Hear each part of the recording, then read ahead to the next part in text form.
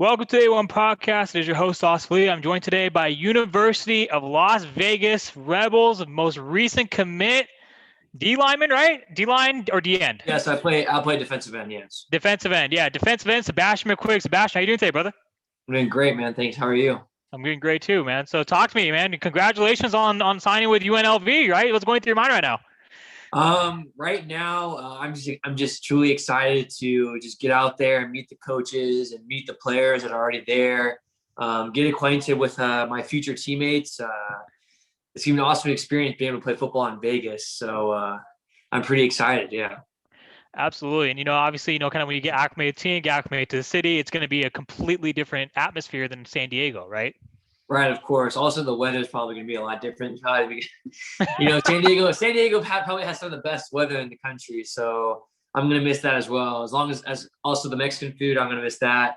But other than that, I'm pretty excited. I know Vegas has a lot to offer. The coaching staff over there, the new coaching staff, I'm happy to be all part of this rebuilding process that UNLV has begun. So pretty much, obviously, you're obviously a very exceptional, prospect, very exceptional football player, playing defensive end, and obviously, now committing to a D1 program, the caliber of UNLV. But we're gonna start from your early years. Obviously, has football always been your number one sport, or were you, or were you a multi-sport athlete, and did football kind of come in later? Talk to me about that. So my first sport that I ever played was actually baseball. That was probably in first or second grade, almost like a time that I can't even remember. And then I stopped playing baseball in 2013. But I started playing football, flag football, in second grade, and I played flag football all the way up until my high school years. I first started as a center because I was so overweight for my size. I was a little big boy, and so I started out playing center, and I ended up losing a bunch of weight, and I started playing quarterback. I was a pretty good quarterback for my team. We won multiple championships. It was a lot of good fun times. And then when I went to high school, my first time playing in pads, it was a lot different throwing the ball. So I wasn't as good, and I wasn't able to keep up with what the school was wanting me to do. So they moved me to outside linebacker. So I also wasn't that big. I was still tall, but I wasn't as muscular. I wasn't the biggest guy, but I was tall and skinny. So I was playing outside linebacker my freshman and sophomore year, and then a little bit of tight end in my sophomore year. And then my junior year, I played defensive end. That was my first year playing defensive end, and it was a lot of fun. I truly enjoyed it. I also, like I said before, like I wasn't the biggest. I was the tallest, but not the biggest, And it was in between. It was about March. I'd say March of 2020 is when I began my weightlifting, like gaining weight campaign, if you will. So in March, I'd say, is when we got the news that we were getting an extended spring break, which turned into an extended, time off until the whole year just ended with COVID and stuff like that. So that during that time, when quarantine first hit, I was like, man, like, what could I be doing? I started getting bored. I'm like, you know what? I could probably, do something with my life besides just, sitting around the house and doing schoolwork. I mean, of course, schoolwork, but, other than that. So my dad bought me some weights and some protein powder that I looked into, something called Cane Proteins. It's a brand that's very well known in the high school athlete stages. So I started eating a lot, weightlifting a lot, and drinking that protein, which really helped. And when I first started in March, I was about 6'5", 215. And throughout the months, I reached to 220, 225 eventually. Like I was hungry to gain weight. I wanted it fast, So gaining weight, and my main goal was to be 245 before the initial football season, which was supposed to start in August. But obviously that didn't happen. So by August, I was 245, which was cool, like I was supposed to start football then, but it didn't happen. And then I started, just continuing, and now I'm about 250, 255. I think I hit 250 in October, and then the beginning of this year, I was like breaching 255. So that was a long process. And for like my story, I just want athletes out there to know that like if you put your mind to something, no matter what it is, like you can do it. Like as long as you just don't lose sight of your goal. And if your goal is that important to you, you won't lose sight of it. If it really means something to you, you won't lose sight of it. So it did take a lot of time to get to where I am now. It didn't happen overnight. It's not going to happen. There's no shortcut. There's no magic pill that will make you bigger if you want to be bigger. You have to work for it. You have to grind in day out. And that was something that was instilled in me at a young age. When I said I played flag football, I played on Camp Pendleton, which is a military base in Oceanside. So my dad was in the Marines. So I was playing with a whole bunch of children of Marines. So we already once I was conceived, once I was out of the womb, like I knew what hard work was. My dad made sure I knew what it was, grit, continuously going. And one of our head coaches on the team was a former drill instructor. So I'm not sure if you're familiar with what a drill instructor is, but basically, basically the guys that run the boot camp, they wear those intimidating looking hats and stuff. So he was one of the head coaches, and we got some complaints from parents that saying that they were going too hard on us. But at the end of the day, it was making us not only better football players, but it was better people, better men. I mean, we weren't men yet; we were little boys, but at the same time, like it was very beneficial. And now that coach's name is Marvin Sumlin. I haven't been in contact with him for a while, but my dad was also a coach. Like I said, he was a former Marine, retired. So a bunch of military kids who know what hard work is. It was a good fun times, very competitive times. Like some of the kids out here in San Diego are now that were in that league was my rival. His name is Trey Russell. So like I'm like, man, remember those days back on Camp Pendleton? He's like, yeah. So now he's committed, and it really goes to show that not everyone can get, because nobody got participation trophies in that league. Like they weren't doing that. Like they were installing in our minds that you just can't show up and you'll get an award. You can't show up to your job and get an award. You have to work then you get paid. You don't get paid for just showing up, So I know I'm going on and on and on, like from branch to branch. Keep going. This is your episode. No, I mean, because you talk about, you can't, you can't get paid. You can't just show up. You know what I mean? So I see it. Okay. I have one of those. See, right? Exactly. Somewhere. Yeah. Yeah. So I actually have one of those, a ring, a CIF Championship ring from St. Augustine High School. So I went to St. Augustine High School from my freshman to my sophomore year. So going from a military household, instilling discipline, you go to St. Augustine High School where they teach you how to be a man.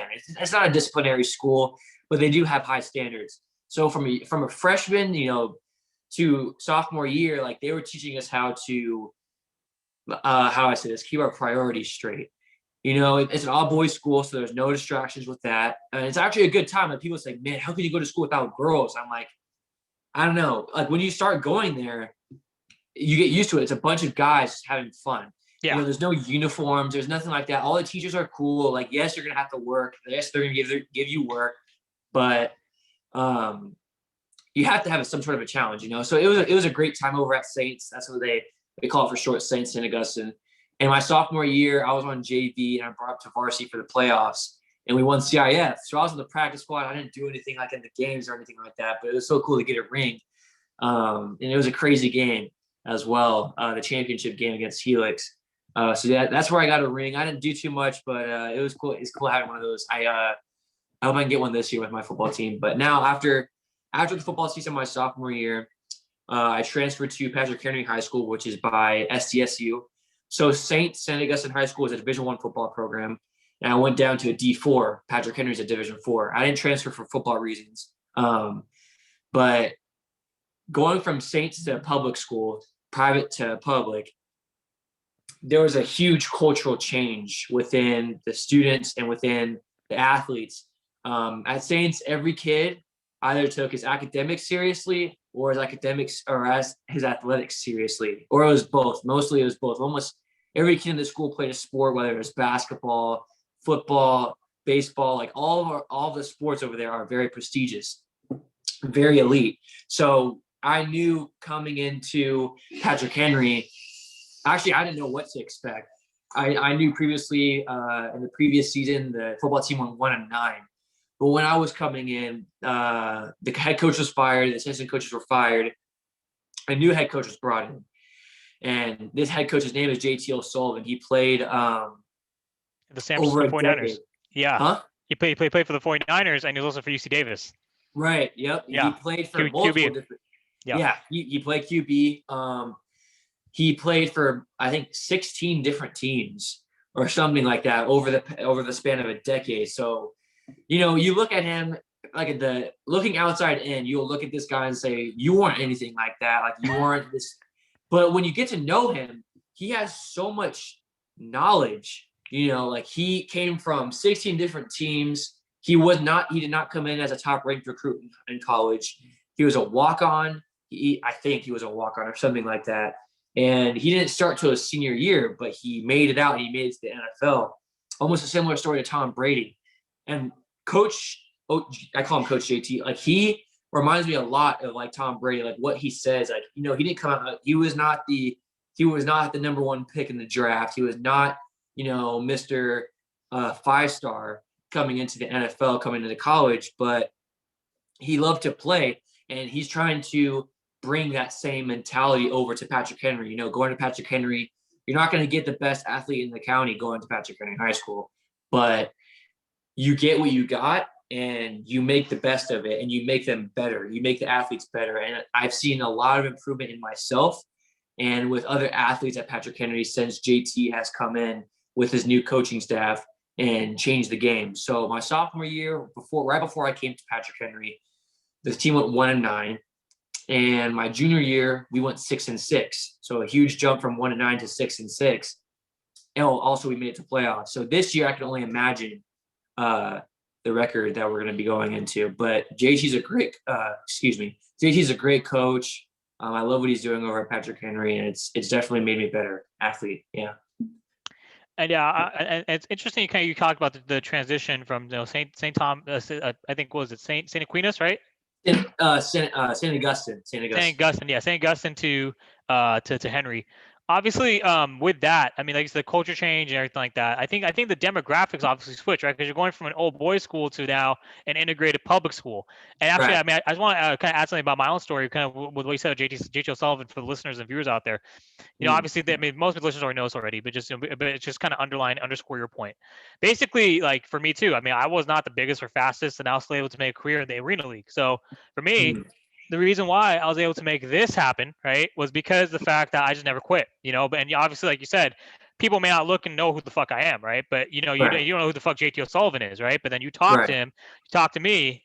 There's the same story. It's the same preach. It's the same principles. If you have the will and determination, it doesn't matter what number you're on the draft. It doesn't matter if you're going drafted. It doesn't matter where you came from. It matters that you just push yourself over that hump, And I think that's a lesson for anything in life, whether it's football or whatever, business, relationships, So I think I really appreciate you bring up that point for that reason. Yeah, of course. And you see the best athletes that are out there. They don't come out as like Tom Brady didn't come out as a top ranked recruit.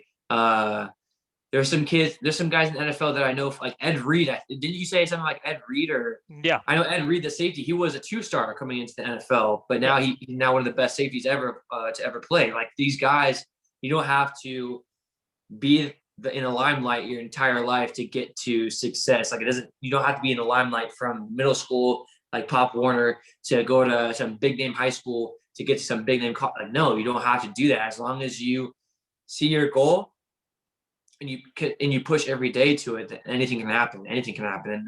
And you're a prime example of that. I am. JT is. I'm not done yet. I'm not done exactly. Yet. Yes. But yes. JT, exactly. Like you don't have to. Like Tom Brady, he has 8 Super Bowl rings, and he said he's not done yet. He's coming back for another year, and he's like 40-something years old. Like it's the mentality of a champion that just keeps pushing you every day. That comes from a young age. So, yeah. 100%. But even for me, I started late. Like I wasn't able to play in high school because of my grades, but I was able to kind of know my senior year. If I commit to this and play JUCO and basically run with this, it'll become something. So, and you're right. Obviously it's easier when you're in grade when it's grade at an earlier age. Kind of with your military background and being kind of ingratiated into that, you learn you kind of naturally get conditioned to hard work. You get naturally conditioned to good practices. Obviously, but then anyone else out there who's trying to break in, my story, and JT obviously is no one. I mean, I'm sure he started at an early age too, but you still keep going. It doesn't fucking matter when you get to the collegiate level, when you get to the next level of football. You just have to keep going because the talent level becomes more saturated, and you just have to continue playing and you have to keep going, because it doesn't really matter at that point. So exactly, yeah. And I love what becomes of people who have this mentality. Like there's people that, and I'm not trying to be judgmental, but there are people out there that think that once they get this offer or once they commit, it's over. Like they're gonna have it's like, but you just have to keep going. Like you're not finished. Like maybe your goal was to go to Division I football, not you per se, but like anybody, like that's your goal and you think you're done. But like for me, my lifelong goal was to play Division I football. It wasn't to get to the NFL. But you know what? Once I'm in playing Division I college football, and now I had to set a new goal. Now I have to push every day to get to that. So whether it be maybe the NFL or get a business degree, which is what I want to study. I want to study marketing while I'm at UNLV. I love how football or a sport that you are devoted to, the champion's mindset will set you up for life as well. Like say you're in the business industry, you can, like you can give no holds barred. Like there's no holds barred, like especially in business, like you can't feel for someone's feelings. You have to make the right decision. You can't stop for someone. You have to keep going and going and going to get to the top. And that's what I love about football. Maybe you can say that for any other sport. I don't know, but I feel like football is a great way, depending on how you're coached, to just keep pushing and pushing and pushing. And then you eventually see the light at the end of the tunnel. And one day you'll make it. So that's why I love the sport so much as well. So me too. And I feel like there's a lot of principles in football that kind of to your point set you up for success. I mean, like to your point now, I mean, obviously like me, now I have my business career and I have this podcast, and it's because the fact football taught me those lessons. I mean, if it wasn't for football, like to your point, yes, other team sports give you those same principles, but football is the ultimate team sport where you kind of learn discipline, hard work, and just commitment, in my opinion, only because of what it takes to play, right? Like you said, your goal now basically going at UNLV, you've got in, but you're not done, you're going to continue striving for that next goal. Like you said, whether it's to get to the NFL, whether it's to get a business degree, start a business career, whatever it ends up being, right? You're going to continue pushing full force, and that is what's going to set you apart from your competition, regardless of whatever it is you choose to pursue. So exactly, thank you. I appreciate that. And also, when I get to UNLV, I plan on I'm a PWO guy. I'm a preferred walk-on, so they offer me a PWO spot. So I know I'm already going to be looked down on upon people. Like people are like, oh, he's just a PWO. He's nothing. Well, guess who also was a PWO? Baker Mayfield. Yeah. He won Heisman Trophy. I think he walked on to Texas Tech, Oklahoma. Mm-hmm. Yeah. So he walked on to both squads. Ends up winning the Heisman. Ends up winning the first pick in the number one draft, and then he took the Browns to the playoffs the first time since like 2003 or something like that. He was a walk-on. Like there's plenty of success stories from guys that came from the very bottom. And I look up to those guys, like, Baker Mayfield, he's never been my favorite player. Like, I'm an Ohio State fan, and I remember, like, one of these games disrespected him by planting the flag. And so that's the reason I didn't like him for that. But seeing who he has become and where he came from is very inspiring. And I look forward to just making that name for myself and inspiring other athletes, other people for years to come. I think that's something I can do. So that's something I will do. I believe so too, because obviously some of the feedback I've gotten was that people aren't a fan because I have insane highlights or anything like that. No, it's just like, to your point, it's your story, which is, it resonates with mine. I never quit. I never quit. I don't care what the fuck you think. You can say I'm too small. You can say I'm too short. You can say I'm too weak. You can say I'm too whatever. I'm going to keep going. And every time I see you on that field, I'm going to outwork you every fucking time. You cannot stop me. What you just said. You are going to outwork anyone on that field anytime, regardless of your PWO status, regardless of the fact that, you're a walk-on, and regardless of anything. Baker Mayfield is a perfect example of that too. And I love him for that. I don't like him. I mean, like you said, same reason. I don't like him for all the other stuff, but I love the fact that he just kept, because I was also a walk-on at JUCO. He was also a JUCO transfer who was a walk-on, and essentially that's what carried me the distance. And to your point, you're also now going to be in that same situation where you can prove yourself, right? And I think that adds a little extra chip on your shoulder to know, hey, I'm going to be looked down upon by these guys, but I have an opportunity here to fucking inspire a bunch of people. Exactly. Yeah. And like you said, and like you saying, like you didn't come in as a top rate, like you came in as a walk-on at JUCO and made it to the to a professional league. I was not the guy coming into high school, especially going to a Saints, which is a Division I school. They can recruit guys, and they did recruit guys, like guys from Otay Mesa, which is about like, it's by the border. I'm up by like 30 minutes within the border, so they can pull anybody that they want. But I went to the school not like, people didn't know who I was. Going to St. Augustine High School, I did not start my freshman year. I did not start my sophomore year. I got benched my junior year. But out of knowing that I was looked down upon, after knowing, like, people were like, do you think that you were slept on your junior year? I'm like, no, I wasn't slept on. I sucked. I was not good. And people were like, oh, don't be too hard on yourself. Like, you have to be hard on yourself, especially like this generation. I feel like people are making this generation very soft. Yeah. You can't get your feelings hurt. If you get your feelings hurt, you run away and go to a different thing. Like you put that person in the wrong. Like, no, they can have their opinions. They can have their ideas. Coaches can have their opinions. Like, they're going to have their favorites. They're going to have the athletes be on the field. And in order to be on the field, you have to work for it. I was a guy that was on the bench my freshman, sophomore, and parts of my junior year. I started my junior year, but after the second game, I was benched for the middle of the season. And I only started like the last games in the season, including playoffs, because I worked my ass off to get back up there. And man, this off season has, I've showed, I say this the humblest way possible. Like, I showed no mercy. Like, I don't care if you're a top recruit. I don't care who you are. Like, you're going to respect me. I had some of the top influencers in high school football in San Diego, like, talk crap about me behind my back. Yeah. Or talk crap about, like, and I'm like, God, like, it was the worst thing. Like, there are grown men in San Diego who do this. I love my city. Thank you. Yeah. But you can't talk down. You can't be a grown man who talks down to a high school athlete. Like, you're a grown man and they're playing football. Like, you can't do that. You can critique, but you can't talk bad about them behind their back. Like, as a child and you're a man. I always didn't like that. But San Diego does have a lot of talent. And I love San Diego. I think it's one of the most underrated cities in the country regarding high school football or sports in general. But yeah, I was not the guy that was known in San Diego. I played flag football on a military base.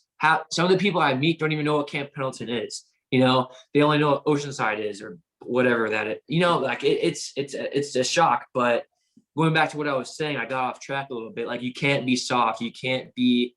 You have to have thick skin. And that's one of the things that JT talks about. Like, he will yell at you at practice. The coaches will yell at you at practice, but you can't break down crying. You can't go home, be mopey about this and that. Like, you have to take the constructive criticism and move on and build it into your game. And because I did that, I'm now the athlete that I am today. I listen to the coaches. I listen to the film. Like, it's not God-given.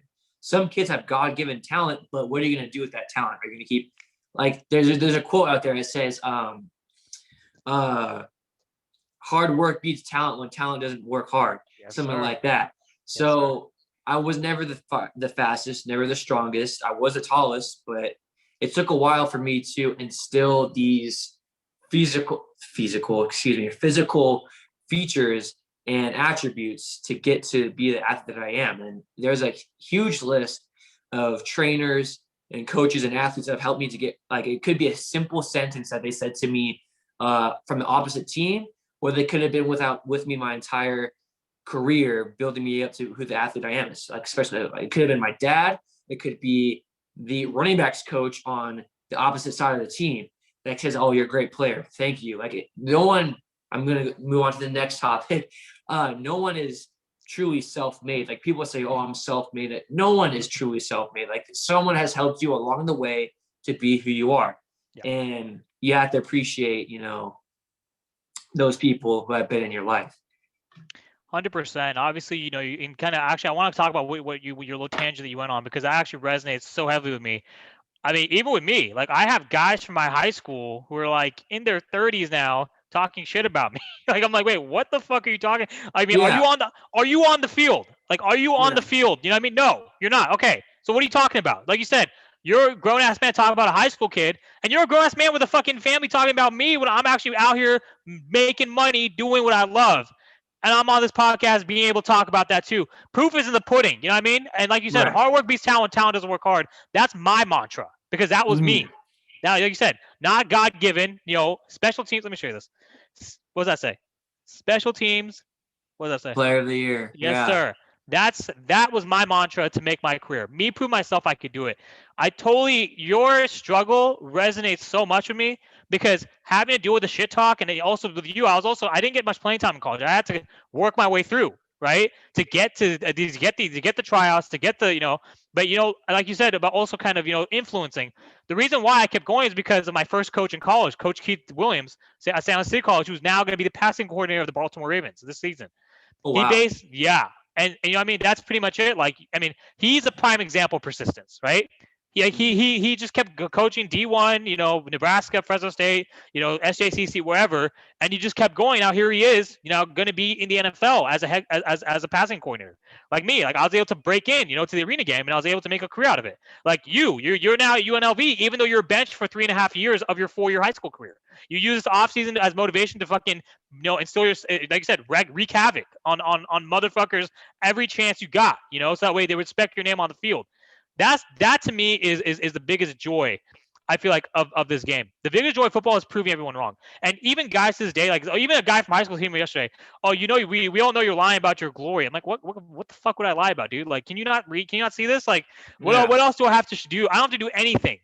I've won. Right. You're and like you said, why, you know what I mean, you're just whoever your critics are, they wouldn't talk unless you had something. You know, you have Exactly. something. That's why they talked about you. Exactly. And there's someone, a friend of mine, an old friend, not old friend of mine, she's a friend of mine in high school. She said, no one hates on you. Like they say they hate, what is it? It's if people are hating on you, that means you're doing something right. Bingo. That's what she told me. And she's not like she's on the dance team, at my school. And she was giving me some simple advice, but she was like, you know, if they're hating on you, that means that you're doing something right. And they don't like it because they're in the same spot that they were a couple years from now, and they see you improving, and now they're going to talk bad about you. There's also a saying that I always wondered why people that you don't know support you more than the people that you do know.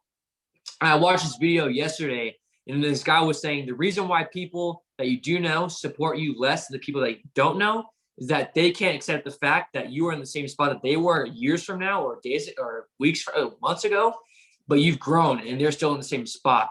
That's why they don't like you for who you are and who you become, because you have grown from where they are. You have moved past them, and you've worked up to where you are now. So that's why people that you don't know support you more, because they see that you are continuing to improve yourself. They're not trying to compare you to them. They are proud for who you are. But people that you might know are saying, man, he's doing things that I'm not doing, that I could have been doing, and I'm going to hate him for that. You know, they might subconsciously think that, or they might not think that exact thought, but that's what happens. And you had to cut some people off for that. You know, you can't be nice to everybody. Like, you understand what I'm saying? Like, you can't be nice to everybody that you know, like, oh, I've known him for a couple of years. Like, no, like, F that guy. Like, if he does not approve of what I'm doing, and I'm doing it for the better of me, he can't stay in my life any longer. That's person that she can't either. Like, you can't, like, family doesn't make you, blood does not make you family. I also have one of those quotes in my head. Blood does not make you family. A family member is talking down on who you are because of you're doing things for the better of you. They're gone. I'm sorry. You're out of the picture. Like, you can't explain yourself. You can't explain your reasoning to everybody that you know, right? You can't explain why you're doing things for the better when it benefits you, if that makes sense. So that's also been a part of my journey. Like you can't be friends with everybody. You can't be family with everybody. You see my dad walking in. He's been the biggest supporter of my life as well. Coach, father, friend, joke teller, like whatever. Like he's been around the whole time. It's just been him and I most of my life. So huge shout out to my dad. But yeah, you can't be the nice guy all the time. So like I said before, if you're being hated on, I mean you're doing something right. Blood does not make you family. Like that's just the winners, the winners mentality, the champions mentality. There it is, the four rings. Yes, sir. Like, you know what I mean? That's it. That's the mentality that you have to have.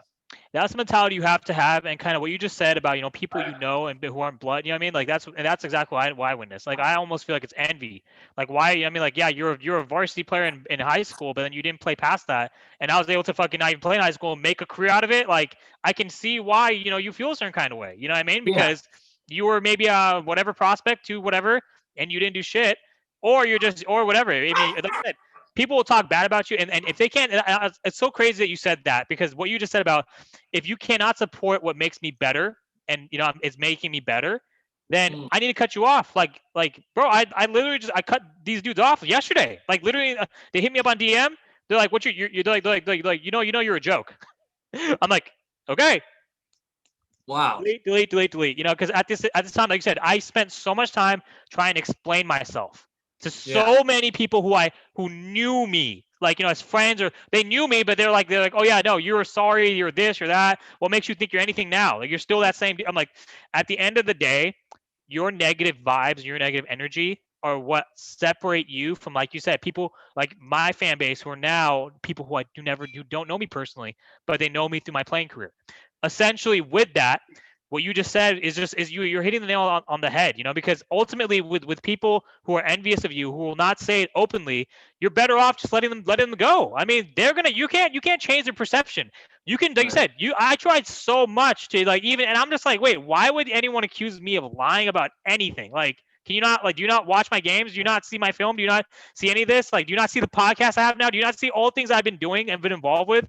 Like, there's nothing, I don't have any reason to explain anything anymore. So now I basically got to the point where someone tips me up, whether it's a troll, whether it's someone I know personally, I'm just going to cut you off, dude. Like, I don't have time anymore, dude. I just don't.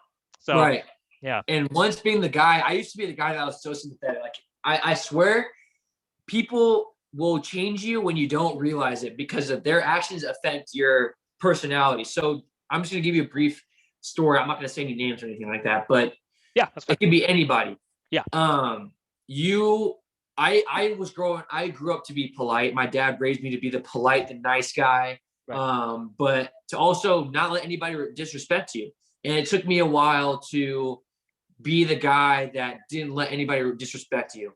If that makes sense. So like I would be disrespected all the time. But when I started working hard and becoming this athlete that I am now, people still treated me the same way from a year ago. They disrespected me. I'm like, hold on, do you see who I am now?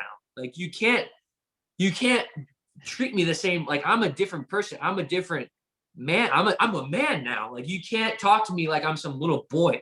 You can't talk to me like I'm your pet. Like, no, like I'm a different person. I'm moving on. Like you can't be the nice guy all the time. And it took me a while for me to turn into this guy that did not let anybody be disrespectful. I don't care who you are. There are some coaches that have a big name for themselves hit me up and try to be disrespectful. Like, oh, why are you playing for this team? Why are you doing that? Like, I'm not gonna say names because that's not very professional. But if I don't care, you have to also think to yourself, I don't care who you are. I don't care what you've done in your career. I don't care how big you are. You will not disrespect me because of your ego. Right. I've worked hard for this. I've made my own decisions. I make my own decisions because I'm a man. A man makes his own decision. He doesn't let his daddy make decisions for him. You know, my dad has made decisions for me, but he's helped me grow up to realize, like, look, in life, I'm not going to be here all the time. I'm not going to be holding your hand. Like, yes, he's probably going to have to teach me to pay my bills. I don't know how to pay my bills yet, but you can't just talk about someone because of your social status. That pissed me off a lot, and it pisses me off to this day. Like, oh man, it pisses me off to this day to see someone talk down to someone no matter what. Like I have a buddy of mine. His nickname is Seven, but he goes by Seven McGee. He's a running back committed to Oregon. And when I met him, he was so kind and he was nice to me. And I told him later, I'm like, you know what I admire about you is that you are a top ranked recruit committed to one of the best programs in the country. And just because, and you don't know me, but you still showed me the utmost kindness, the utmost respect. People these days, they forget where they came from. Like they could come from the dirt, they could come from the gutter and make it big. But once they make it big, they start treating the people that are in the gutter still with disrespect. And I don't understand how you could forget so easily where you came from. And it's these people that have been disrespectful to me in the past that came from the gutter. They came from the bottom and made their way to the top. And I know their story, but when I ask for help or I look for advice or I look for them to help me out, they are disrespectful, and it just pissed me off. Like I know I jumped different places during that segment, but it makes me mad when I see someone who came from where I've came from and I'm on my way still and they've made it and they talk down to me. Like, help me out. Like, you were in the same spot that I was. Well, I can't, but yeah, I'm sure you've had something like that happen to you in your past as well. And I'm sure almost everybody has. Yeah.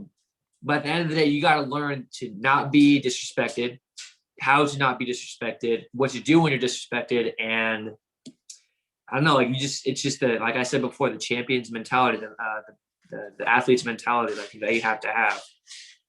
100%. No, I mean, it's interesting that you mentioned that because, I was in the same boat, kind of like, just with like, it doesn't matter like what it was. Like, I remember when I was struggling, trying to like break in, it was just like, yeah, I mean, people were just disrespectful. And when I started coming up, that's when people started getting more that's when all the, like you said, the fake support or any of that kind of like, that kind of, okay, wait, what's going on here? Like, you know what I mean? Mm-hmm. Like, it was almost like, I'm like, damn, I think I'm being disrespected here. Like, what? And these are, like you said, and ultimately, I mean, I've cut off most of those people, but at the same time, it's like, they're still there, but I just don't pay them any mind anymore at this point. But I mean, same time, because the reason I don't pay mine because they don't follow me anymore. They don't talk to me anymore because of because of how I've distanced myself. Because like you said, it's ultimately just kind of, I mean, if you have the ego and the gall to be disrespectful to someone, then where are your morals? Like how are you, like you said, how were you raised? Like, what the fuck makes you any better than me? And what makes you think that you're any better than anyone else? Like, and it's funny we're talking about this. My guest last week, Lofa Tupu, who was a 3-time Pro Bowl with the Seahawks. He's like, you never know who you're talking to. I could be talking to the next, NFL great, like on the other end of this line. You could be, the next billionaire, or I could be whatever. I mean, I could become. We don't know you don't know someone's potential. You don't know what they're able to do. The more that you're able to kind of show humility and show support, whether or not you agree or disagree with their decisions or their abilities, it will enhance you as an individual and as a person that much more. And it's such a simple concept when we say it, but it's really hard in practice. Like, I mean, we're talking about this because it's real. Like, this is not, the people don't understand this. Like you said, the generation's soft. It is soft, but then people are also, people are also caught up in their egos, and it makes no sense. It makes Exactly. no sense. And like I said before, from a young age, my dad taught me discipline and how a man operates. And one of those things is to not let your ego get the best of you, because your ego can be your downfall, no matter how successful you get. One of the guys I look up to in this world is Elon Musk. Yeah.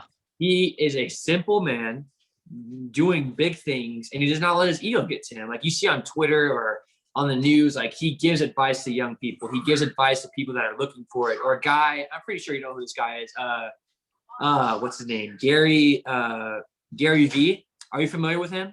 Gary V. Yeah, Gary V. Yeah. So I'm actually not a fan of Elon Musk because I find him a little bit entitled with some stuff he says. But I love Gary V. I love Gary V because I like college teammates. Yeah. Yeah. So he's another one of those guys. Like he could have the biggest ego in the world. He could be, because he's very well known in the world, like not just the business world, not just the athletics world, but in general. And you know what he still does? He still gives advice to people that are looking for it. He does not let his ego, and he also preaches to not let your ego get the best of you, because your ego can be your downfall. You can be your own downfall. You are your greatest enemy. Yeah. So whatever you do, whatever you say can come back and bite you in the butt later, no matter how big you are, no matter how big of a name that you have. So those two guys I look up to the most. We'll agree to disagree on Elon Musk, but Yeah, that's fine. Yeah. yeah, exactly. That's another thing that I hate the most is that with this generation is that you can't agree to disagree. Like people if you don't agree with someone, you can't, like, say two friends these days that this is a prime example especially with the most controversial I don't know if I want to get into this, but just an example, the presidential election. Yeah. Biden and Trump, two opposites. Mm-hmm. I've seen friends and families break apart because of this presidential election. I'm like, guys, like, what happened to the world when we could agree to disagree? That's what America is all about. But now, all of a sudden, when two different viewpoints come up, you have to split up. Like you can't talk to them anymore, or you can't like, I don't want you talking to me anymore. Like if you like this or you're like that. I'm like, guys, like, what happened to the freedom of wanting to think whatever you want, have your own opinions? Like you're either right or you're wrong, no matter what your opinion is. I don't like that. That's another thing in the sports world. Like you can't what you do. Like some people, what you do, they have to approve. Yeah. They have to approve of it. And if they don't like it, they're like, oh, you're in the wrong. You're doing the right thing. You're not doing the right thing. That's another thing happened with a guy I know that's very influential in the San Diego football community. Some guys didn't agree with what I was doing, which was better for me. Yeah. And I'm like, guys, why don't you? And they have a big name. They have a big name. So why do I have to do it your way? Why do I have to do things your way? As you can see now, I'm now playing Division I football. I made my goal doing things my way. I took bits and pieces of advice from different people and I made it into my own. So, oh man, that's just one of the things that I really don't like, is that you have to do things a certain person's way, or you have to have opinions that don't make this other person upset, which I don't like at all. But that's just goes to show how soft our world is becoming, how soft this country is getting, how soft the community is getting, is that you have to agree. You can't agree to disagree anymore. And you need that to function in life. Like your coworker, for an example, he likes cats and you like dogs. And you don't like cats. Oh, I'm not going to talk to you anymore because I like dogs. Like we can't be friends. We can't talk to each other. But you guys are coworkers. Like the people back in the day, in my dad's time. I'm not saying that he's old, but he kind of is. Love it. He's giving me but you can't agree to disagree anymore. You guys can't. Right. People can't be friends anymore. Mm-hmm. So that makes me very upset, knowing that this is where our world is coming to. That's just. I don't even know how I got into that subject, but yeah, that's an idea I have as well. No, absolutely. I think it's a very important one, because obviously I agree this generation is soft. I mean, this for multiple reasons. I mean, I'm not sure if you follow Coach Jason Brown from Last Chance U, when he was the coach at Independence Community College back in season 2. But basically, I followed him, and he has podcasts. He was talking about it before I started this podcast a few months ago, and then I've had, obviously, I'm very fortunate for the guests I've had. A lot of it through connection to my playing career, right? Obviously, you obviously through Nate, because Nate and I played against each other. Coach Tia, Coach Tia, I played against him in college when he was at De Anza, and I was at West Valley. So obviously we're connected like that, right?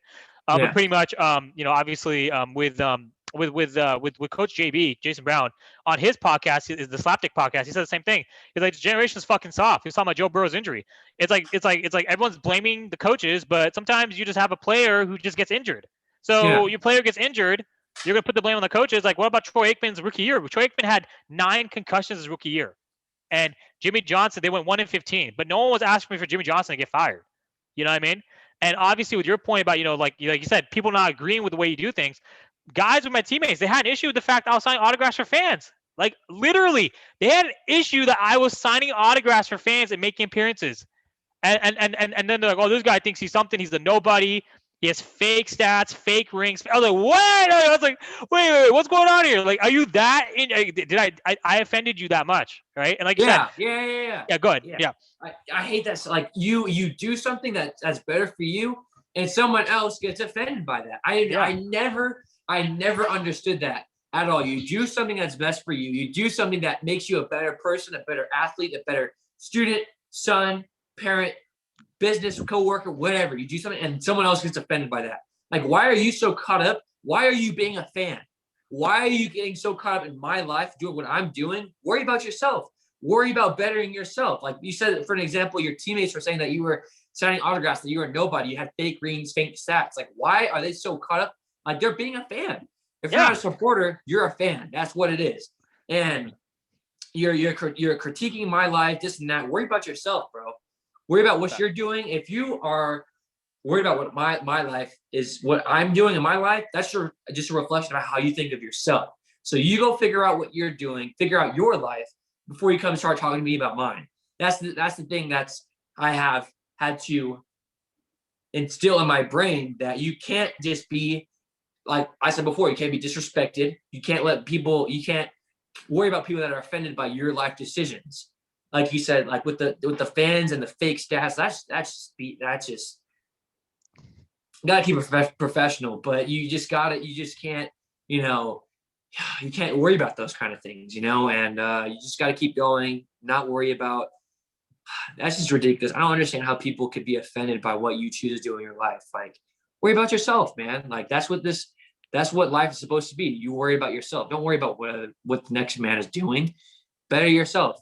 And like, for you, like, don't worry about those people. Like, you see the rings on your fingers. I see the jersey in the background, the pictures. Like, that's awesome. Like, you came from the gutter. You came from nothing. I came from nothing, and we're both still going. Like, that's like Tom Brady I just go on for days, but like, it's just an amazing thing that life has given to us as guys who weren't in the limelight their entire life and have worked so hard and have that mentality of working hard in their brain that will carry them on and on for the rest of their life. It's a beautiful gift.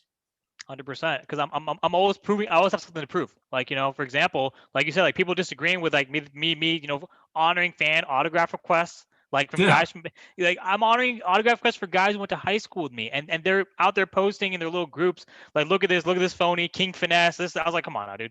But then that's when I realized, I, like you said, being professional, I would repost kind of the comments, but I'm gonna blow out your name, because your name is not worth the attention. I'm not gonna name drop.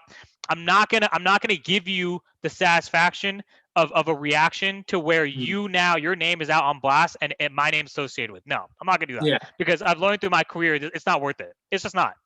Exactly. And another thing that you gave me a thought of was grown men bickering on Twitter like children. That is another thing that I have seen, and I'm like, how can you guys do this? Like, you guys are coaches, or you guys are people in the business industry bickering over Twitter, over social media. Call the guy up. Call him up. That's what men do. Call him up. Stop bickering over. Like, I never understood that, because that's what children do. That's what children do. They make a beef on social media, try to get attention, and try to get everybody involved. They try to make other people choose sides. Like, oh, you can't. Like, who do you agree with? Who do you want? Whose side are you on? I'm like, I'm not anybody. Like, you can't get involved with that stuff as well. Like, I never understood why grown men on Twitter could talk down on a child playing sports.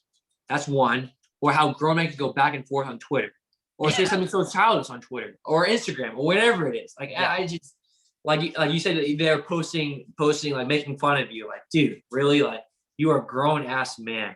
Right. Like, what are you doing with your life? If you are so caught up in my life, what are you doing with yours? Let me go see your life. Let's see what you are doing that's so big, like so great that you can talk about me. What are you doing? Let me see your rings. Let me see your accomplishments. Let me see your trophies. Exactly. So worry about yourself. Like, you're doing bigger things. I'm doing bigger things. Like I said, the humblest way possible. Like, you gotta keep going. You can't worry about those people. It can be a huge mess that you had to dig yourself out of. Once you dig yourself in, it might be hard to get back out. So I don't focus on that kind of stuff, but yeah. 100%. No, exactly. And I think, obviously, like you said, if and that's what I was just thinking when I was driving today, even before I got on the podcast with you, I was thinking of, like, you know what, all the feedback I've gotten, like, I mean, I'm doing something different. I'm doing something that, I've done something that's notable enough to where I got a reaction. So if I got your reaction, like I said, you're being a fan, I've won. Yeah, That's it. exactly. Yeah. Exactly. Like, Like and that's something I will never say to a person like, oh, stop being a fan. But like, you just got to think back and listen, like, bro, like this dude is actually like, you look here, like your reflection in the mirror, like, dude, this guy's actually like trying to figure out what I'm doing with my life, like what I'm trying to eat for breakfast, like what I'm like, you're a fan, bro. Like there's supporters and then there's fans. Fans, they're man, it's a lot. Like I feel like I could just keep going on and on for days and days, but I never understood why people could be so caught up in your life and your life decisions when they don't even have their life figured out yet. I don't have my life. Nobody has their life figured out, but because anything can change in an instant like that. But to be so caught up in someone else's life that's doing what they think is best for them and they know what's best for them, and you do critique that, dude, like immature, unprofessional. Like, what are you doing with your life, man?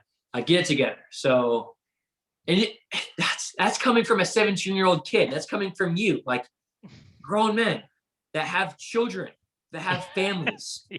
And I'm a 17, like you don't like you're a grown man. I'm not even legal yet, and you're talking down to me. Like, come on, bro. Like, it's a mess. It can be a mess. But like I said before, you just gotta keep going. You can't worry about those kind of people because at the end of the day, they have nothing going for them. And you have everything going for you. So Facts, 100%. And obviously, it shows you that some people, it doesn't matter how old they get, they remain child. They I guess they remain childish. Or they basically remain like children. They act like children, and they'll never grow up. Regardless of how old they get. It's interesting. So, but yeah, pretty much. Obviously, we talk about influence. Let's talk about our mutual. The reason why you got on, Coach Tia. Kind of talk to me about his influence on you, and because me and him, we have these conversations too, like very, very heart to heart and direct about criticism, feedback, haters, and everything like that. So, kind of talk to me about his influence on you and your relationship with Coach Tia. Okay, so Coach Tia, with football season possibly not happening, but now it's going to happen. I was hit up by Exclusive Speed. I'm sure you're familiar with Exclusive Speed. Yep. They hit me up and say, hey, we want you to play for our club football team. We're going to be in the Winter Circle League. So Winter Circle wanted me to play for their team, but I knew that they were such a big name that I was honestly concerned about me not being able to play. So so Exclusive Speed hit me up. I'm like, hey, we're a team from NorCal. We want you to play with us. I'm like, okay, sure. Yeah, I'll play with you guys. So I knew with them, I thought like I was going to be getting the most film out of it. So I found that Coach Tia is my defensive line coach for the team. And when I first meet him, I don't know who he is. I thought he was a player. The way that he was dressed and like the way, like, how athletes dress these days, like they got the fanciest, outfits on. I'm like, okay, that's like a player. He comes and like, oh, what's up? My name is Coach Tia. I'm like, okay, like, So I already like this guy. So he was a cool coach, very chill. It's also cool that he was younger, like he understands the new evolution of the game of football. Yeah. He's a great coach. So he over the six games, he was the D-line coach, made good decisions, great decisions coaching. He was had a great spirit about him too. Like he had just not recently, but like he graduated from college. He's coaching at De Anza right now. One of the best programs in the state for JUCO. Yes, and sir. he has this great vibe to him, man. It's like I said, like the killer's mentality. Gotta go punch these guys in the mouth, go show them what's up, So it was cool, like having that vibe around the team. Like it hypes not just the D line, but hyped the defense up, hyped the whole team up. He was a great energy to have on the team. I'm very blessed to say that he was once my coach, and he said he might come down here to San Diego one of these days to get some work in. So I got to show him some of the spots in San Diego. So it's gonna be a fun time. I very much plan on keeping in contact with him since like till my days are over. So yeah, that's how much of an impact he's had on my life. Probably one of the most intelligent D-line coaches I've ever spoke to, who knew how to what to do. Like he was very big on watching film with boys over Zoom. Like we can't watch film in person, but he was there on Zoom with us almost every weeknight. We're watching film on the next opponent, watching film on our game, critiquing. Like you said, got to have thick skin. You can't just be an athlete and not have thick skin. You can't be a pouty pants. So he definitely did some critiquing for me as well. And he helped me get some of my offers as well. My first offer of the season was New Mexico Highlands. As a buddy, the D-line coach is a buddy of his, so he definitely hooked me up with that. That was greatly appreciated. Great coach as well over there at New Mexico Highlands. But yeah, he basically kicked off my recruiting for my senior year. Like I was my first offer of the season, so I huge shout out to him for that. But yeah, I love that guy. He's an awesome guy. Great vibe to him. Yeah. So now I'm curious how you guys became teammates as well, or friends. So let me hear that. Yeah, absolutely. No, I mean, I played against him and in school and college, and they whooped our ass. But I mean, it's ultimately it's all about the memories. And there's a reason, like you said, Deanza's a great school because I had to be on the losing end against them back when I was at West Valley. But it was a great experience, and like you said, those memories last forever. So, obviously with Coach Tia, he and I are the same age. And obviously, yeah, that's why we're friends. I coached high school football a few years ago before COVID out at Whitney High School in Rockland. But I became reconnected with a lot of the guys from college when I moved back to California. Yeah, so I was playing in arena out in Chicago like 3 years ago, and then that was my last year playing, and I basically came back and started coaching. So, and basically then I got reconnected with my JUCO teammates, a lot of stuff. So Coach Tia was like one of the guys I basically got to bring on the podcast. Now he's going to be back on today. But yeah, I mean, no, it's just he's great. I love it because him and I, like you said, like we're good friends for a lot of reasons. Like I said, he's very intelligent. Like I feel like he's very intelligent and not just football. He posted recently about analysis paralysis. In my field of IT consulting, analysis paralysis is a big thing. I told him that, literally on DM. I was like, yeah, I'm like, that's a big thing. He's like 100%. He's like, I'm trying to, connect boundaries or connect bridges. I just say, and me and him have the same mission, since that we both believe in giving back. Because obviously, your generation now, the younger generation of athletes, you guys basically, I mean, you still need to be refined. You still need to be refined. You know what I mean? And essentially, the more we can give back to you guys, the more you can apply it, the better you become, the better it makes us look. Not just as players, but now as coaches. You know what I mean? Yeah. So exactly. Yeah, 100% feel that as well. My dad also told me from a young age that no matter what you do, you got to give back to the community that once gave to you. So he's done that a lot as well. My dad, I look up to him. Obviously, he's like the big man in my life. He was in the military. He was actually wounded over in Iraq, 2006. Wow. So he comes back. He has a big name for himself in the Southern California community, as far as military and as far as politics go as well, because he's involved with politics in the San Diego area. But he also gave back. Like he's now part of the Semper Fi Fund. I'm not sure if you know about that, but Semper Fi Marines, right? Yeah. So he's involved with that. He's involved with the Wounded Warrior Project as well. So awesome. He's giving back. So now I know, like, once I make it to the top, I also have to give back to the community that once gave to me. San Diego, there's some things I don't like about it, but there's more good that outweighs the bad. So that's what you got to look on. I look at things in life in general. There's going to be good. There's going to be bad in everything, in every person, and everything that you look at. But does the good outweigh the bad? If the good outweighs the bad, then got to keep it in your life. Now, with those people that we mentioned before, cutting them off because what have they done for you in their life? Have they done nothing for you? No? Okay, so they're out the picture. All they do is just moan and complain about what you do. But back to what I was saying, give back to people that once gave, or the community that once gave. And I'm definitely planning on coming back, whether I'm in college, I'm in the pros, or I'm making money in the business industry. I will definitely be coming back to San Diego, possibly. I don't know what I'm going to do. Well, I'm going to do something, so you always got to give back to the community that once gave. So 100%. I mean, and that's exactly it. That's why I came back to Pleasanton. The guys who actually supported me and want my autograph, I gave to them because those are my guys who were there from day one.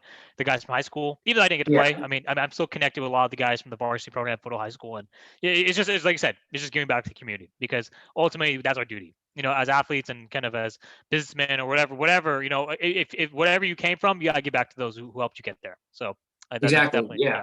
Yeah, it's the athletes that give back to the community that inspire the next generation. I've seen that in TV shows, commercials, right, or on the news. Like these athletes, they give back. They might have football camp for fun. That's what I'm about to do. They might come back and coach. Yeah. They might come back and coach, but they inspire the next generation. So I definitely plan on coming back to a school like Patrick Henry. Like I said before, you don't go there to play football. That's not the school that you go to. But when I come back, I hope that maybe with what JT is doing over there, that school will become the school that you go to play football. The quarterback last year at our school, he was like the number 24th quarterback in the nation for passing yards. Like it was a big deal, and especially for a school like Patrick Henry. So I definitely plan on coming back one of these days, whether I'm in college or coming back, maybe giving like a little motivational speech to the freshmen, to the new class, and inspiring them to do the next big thing. That's pretty much what I've been doing. I mean, the podcast is one outlet, but obviously now, I'm going to be doing that. I'm actually going overseas to do that. I'm going to do the Morocco. So I've been invited to go. Yeah, it's crazy. My first ever international appearance, but obviously, like, the proof in the pudding. Your mission is like, you're well grounded. I mean, you're basically going to be doing big things. So talk to me kind of, any closing thoughts, for anything. Closing thoughts.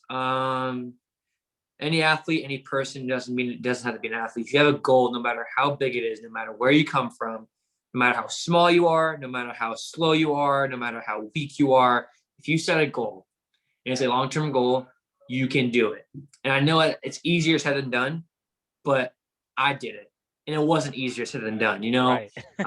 You might hear it now say, oh yeah, it's easier said than done, But if you have a goal, and that goal means the world to you, like playing Division I football meant the world to me. And if you see that goal every day and you think about that goal when you sleep, and it means a lot to you, you can do it. If you work day in and day out every day, you have to remember what your purpose is and what you are doing every day to get you closer to that goal. Now, if you're an athlete and you get nervous before a game, and you start messing up in the field, think back, what am I out here for? You have to make sure that person next to you, that person on the opposite side of the field, knows that you have a goal and you're going to do whatever it takes to get to that goal. So no matter where you come from, doesn't matter how late you start. I started my campaign, like you could say halfway through my junior year. Yeah. So, like my senior year, even nobody knew my name going into my senior year. Yeah. Nobody knew my name, but it was thanks to Coach Tia, exclusive speed, Coach Tia and Winter Circle, that I got my name out. I got a PWO invitation to go play for UNLV. I'm excited to play for UNLV. It's not the name that you're going to hear on the TV, but they have something brewing special over there. And this new class of 2021 that's coming in is a record-breaking recruiting class. But going back to my my closing remarks, no matter what goal you have, no matter how big or how small, you can do it no matter where you come from, as long as you work in day out. 100%. And that's pretty much my mantra. And that's a great way to close out, this episode, because, regardless of what your disposition, I actually gave a speech last weekend to the Rugby League of Ghana. So they basically invited me to get a speech. Yeah. And basically, I talked about my experience, how I was able to make, even though I was able to play in high school, and I just kept grinding. Like I got cut from 2 arena teams before I made my 3rd one, and the rest was history. You know what I mean? Yeah. So essentially, it was just kind of knowing that, kind of to your point, my disposition is what willed me, not my circumstances. Because obviously in Ghana, those athletes and those kids, especially in the ones who are kind of coming up to get into the club level or the pro level, whatever, they don't have the same resources we have here. They don't have access to everything. I know, obviously, like you said, like like the generation being soft, like when you see that, and it just makes you feel so much more grateful, for what you have. And appreciate every opportunity that you have, to obviously play or whatever, to do whatever, talk about it or give back, whatever you can. So with that, obviously, that was my message. Like, your disposition is what will dictate you. Your will is what will define you. It's not the circumstances that you come from. Like you said, we came from the gutter, and you're still going. Like, you're still going. Like, pretty much anyone who has a goal, just stick to it, believe it, tune out the noise, because you're going to get noise when you start succeeding, and just keep going full force. Exactly. You'll be good. You know what I mean? So. Yes, sir. 100%. 100%. All right. You know what? Hey, Sebastian, man, great seeing you. Great talking to you. I really enjoyed getting to know you. And, I'm looking forward to your success, with UNLV coming up. And hopefully we can have you back on and, talk some more. And, I'm looking forward to this upcoming season for you, man. Yeah, of course. Thank you for having me as well. Thanks for having me. I look forward to being back. 100%. All right, Sebastian. Take care. You too. Thanks.